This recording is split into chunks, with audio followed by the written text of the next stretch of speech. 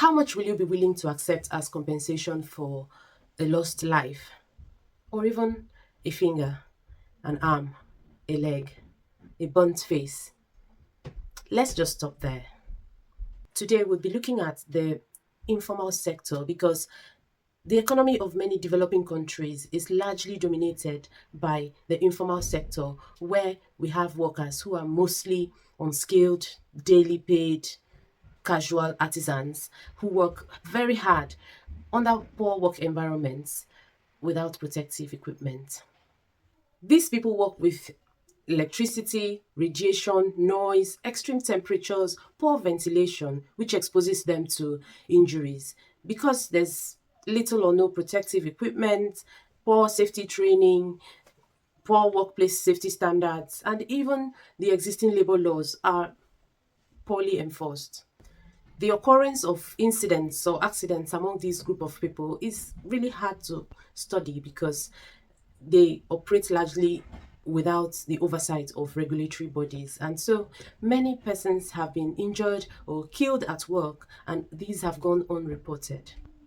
As at 2024, it was reported that over 860,000 workers get injured at work daily, globally, and about 1,000 die daily from workplace injuries. And unfortunately, it was hard for me to get useful statistics on workplace injuries for Nigeria.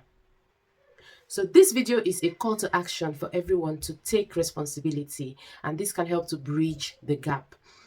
We need to take seriously the need to use personal protective equipment appropriate for every activity and to encourage everyone around us to do the same.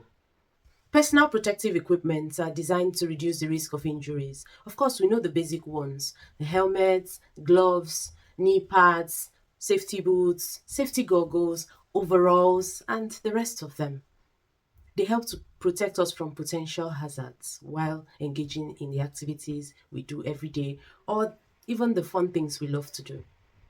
This is important because protective equipment can prevent injuries like cuts, burns, chemical splashes, injuries from falling objects, or even the person falling from heights. But apart from that, as we get older, we might begin to come down with health related issues due to overexposure over a long time. For example, cancers, respiratory issues, arthritis, hearing loss, blindness. All of these are things that could come up later in life as a result of exposure to hazards. If a worker is properly protected while doing their job, they can work with greater efficiency and more confidence without fear of potential hazards. And as employers, this could also be helpful to avoid legal repercussions when a staff or a worker is injured or possibly lost their life. Wearing personal protective equipment should be a habit and not an afterthought. It should be encouraged at work, during recreational activities, or in sports, wherever, whatever we are doing, whatever activities we're engaging in, we need to take this seriously.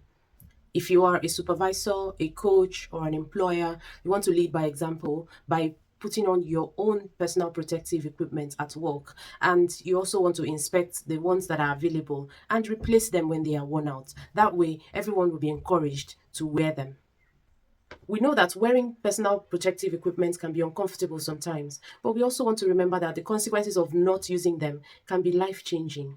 So let's take responsibility. Your safety is in your own hands. Tell someone to use their personal protective equipment today. Till I see you in my next video, continue to stay safe and stay healthy. Bye.